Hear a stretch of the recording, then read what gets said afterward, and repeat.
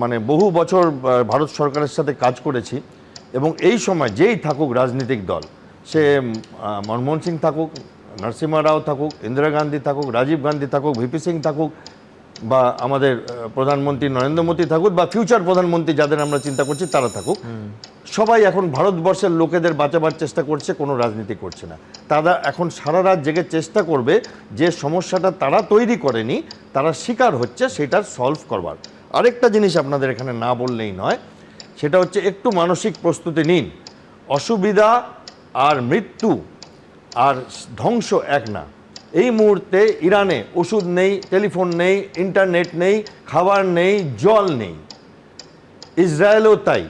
এবং 9টা গালফ দেশ ফেসে গেছে এদের সাথে যুদ্ধ করে, যার থেকে আমরা সবাই সাফার করছি। খালি ভারত না, জাপান এই মুহূর্তে টেনশনে আছে, তারা ফ্লাইট প্র্যাকটিস করছে, কারণ আমেরিকার সমস্ত শক্তি যেটা জাপানকে বাঁচাবে বলে অঙ্গীকার করা আছে, কারণ জাপান কোনোদিন নিউক্লিয়ার বোম বানাবে না, ম্যাকার্থারের সাথে ট্রিটি হয়েছিল, তারা সব এদিকে চলে এসছে।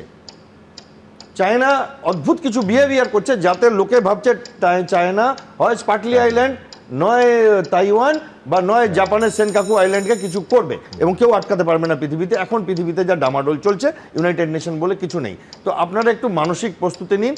যদি যুদ্ধটা বেড়ে যায়, আরও খারাপ দিন দেখতে হতে পারে, বাট কেউ মরবে না, সার্ভাইভাল হবে। বাট কনভিনিয়েন্সে তো ডেফিনেটলি ডিসকমফর্ট হবে।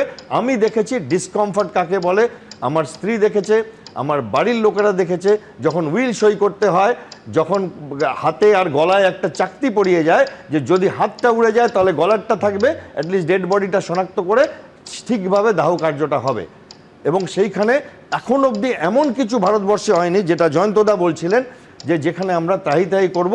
বিশ্বাস রাখুন, সরকার যে রাজনৈতিক দলের হোক চেষ্টা করছে এই আগুনটাকে নিভাতে, কতটা পারবে আমি জানি না।